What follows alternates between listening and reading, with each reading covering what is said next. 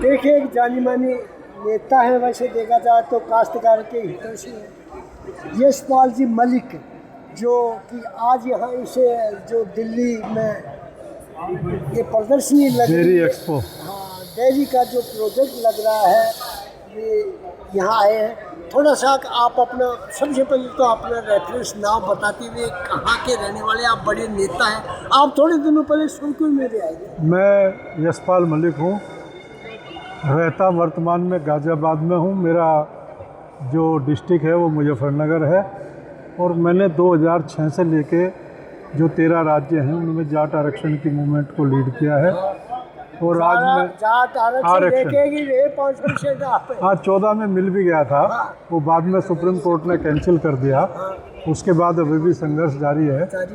और आज मैं ये यहाँ 2 एक्सपो लगी है, एक ड्रिंक टेक और एक डेयरी, क्योंकि डेयरी हर किसान से कनेक्टेड है, तो मैं उसी को देखने के लिए आया था भी किसान को क्या बेनिफिट हो सकते हैं। यहाँ पे अलग अलग तरह की मशीनें हैं, कैसे दूध को किस किस क्या क्या प्रोडक्ट उसके बन सकते हैं और कैसे उसकी पैकेजिंग हो सकती है। लेकिन ये इंडिविजुअल किसान के तो बाहर है। जब तक किसान के काम की एक भी चीज़ नहीं है। जब तक समूह बना के, गांव में समूह बना के, और सरकार ये टेक्नोलॉजी फ्री दे कि भाई ये आपका समूह बन गया और इसको हमने दूध को ऐसे उसके प्रोडक्ट बनाने के लिए ये टेक्नोलॉजी हम दे रहे, जिससे उसकी सेल्फ लाइफ, जो उसकी लाइफ है, दूध हमें 24 घंटे में कंज्यूम करना होता है, फ्रिज में रख लेंगे तो 2-3 दिन तक चला सकते हैं, बर्फ़ बना लेंगे तो और ज़्यादा दिन तक चला सकते हैं। तो वो कैसे उसके खाने के प्रोडक्ट बने, कैसे उसमें दूसरी चीज़ें मिला के और टेस्टी प्रोडक्ट बने। दूध हमारा 60 रुपये, 50 रुपये, 35 रुपये, मावा हमारा 200 रुपये, और काजू की बर्फ़ी 1000 रुपये। तो जो उसका प्रोसेस होने के बाद, मेरा तो ये कहना है कि प्रोसेस फूड से जो जीएसटी कलेक्ट होती है उससे किसान की मदद होनी चाहिए, क्योंकि उसका बेसिक इंग्रेडिएंट्स तो हम हैं। अगर आप किसी चीज़ में चीनी नहीं डालेंगे तो वो केक चाहे 1000 का हो, चाहे मिठाई 10,000 की हो, वो जीरो है। चीनी हमारी 40 बिकेगी और वो प्रोडक्ट 2000 बिकेगा, उसकी रियलाइजेशन चीनी की वहाँ ज़्यादा होगी। ऐसे ही सब चीज़ें हैं जो हम पैदा करते हैं। अगर किसी को खोए की बर्फ़ी खानी है तो खोए की बर्फ़ी की जो कॉस्टिंग आएगी वो उसके ब्रांड के हिसाब से बेचेगी, उस पर जीएसटी ब्रांड के हिसाब से मिलेगी, तो वो किसानों को बाईबैक होनी चाहिए। तो मेरी अपनी ये सोच है इसमें कि जिस तरह किसान के माल का इस्तेमाल करके जो बड़े लोग उसको बाज़ार में बेचते हैं, हमारे ही बच्चे जो शहरों में रहते हैं वो उसको ख़रीदते हैं बड़ी बड़ी जीएसटी पे करके, और वो सब चीज़ों के लिए किसान को कोई बाईबैक का सिस्टम नहीं है। तो कुछ जगह दूध बेचने का, जैसे आपके यहाँ सारस है, क्या है मुझे नहीं पता, सरस है, ऐसे हरियाणा का विरका है, गुजरात का अमूल है, तो लेकिन उससे किसान थोड़ा पूंजीपति बना। किसान तो उसके चारे को निकालने में ही, अगर उसकी भैंस ने एक बार दूध देना बंद कर दिया वो नहीं हुई, पता लगा उसकी पूरी इकोनॉमी की खराब हो गई।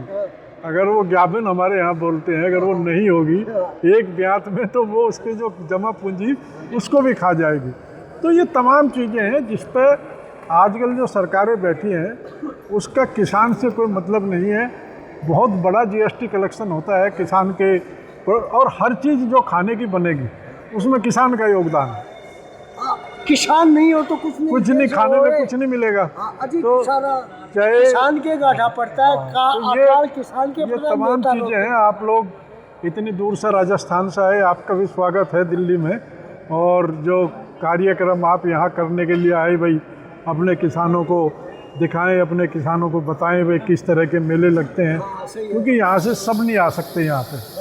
तो आपने हिम्मत की, आप लोग का जो मीडिया है मैं उसको भी धन्यवाद देता हूँ कि आप अपनी टीम को लेके यहाँ दिल्ली में आए, और किसानों तक का ये जो संदेश यहाँ चीज़ें बन रही है वो संदेश आप आगे देने का काम करेंगे तो निश्चित रूप से जो एंटरप्रेनर होंगे छोटे, क्योंकि हमारे पास पूंजी भी ज़्यादा नहीं होती।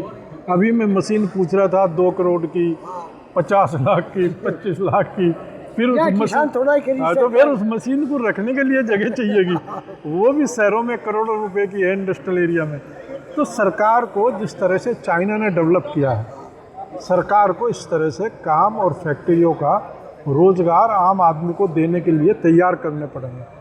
और जो योजनाएं सरकार चलाती है वे वहाँ तक पहुँच नहीं पाती, और जो हमारे बच्चे सीखते भी हैं वो भी छोटी मोटी नौकरियों में जाके अपना दम तोड़ देते हैं, अपने जीवन का संघर्ष करते रहते हैं। थोड़ा अपना मोबाइल नंबर और बताएं। मेरा मोबाइल नंबर 9891107666 है, और मैं राजस्थान जाता रहा हूँ लगातार, और राजस्थान की किसान जो भाइयों, पड़ता है मान आपने सम्मान नंबर की। आपने देखी है। जी जी जी। मलिक साहब से आप बात भी कर सकते हैं, ये किसानों के मसीहा हैं। नहीं, किसानों का मैं तो जातीय काम कर रहा था, लेकिन क्योंकि हम सब किसान तो है ही, पहले तो घर में किसान में पैदा हुए तो किसान तो है ही, तो वो सोच तो बनी रहेगी। तो मेरा काम रिजर्वेशन पे था, आपके राजस्थान में तो पहले मिल गया, भरतपुर धौलपुर छोड़ दिए, लेकिन बाकी जगह अभी भी जाट उसी बैक साइड पे है, तो उसके लिए हम लोग संघर्ष कर रहे हैं। अब मैं अध्यक्ष नहीं हूँ, अध्यक्ष प्रताप दहिया जी है, तो लेकिन मैं भी उनके साथ काम कर रहा हूँ। बहुत बहुत धन्यवाद साहब, आपने सब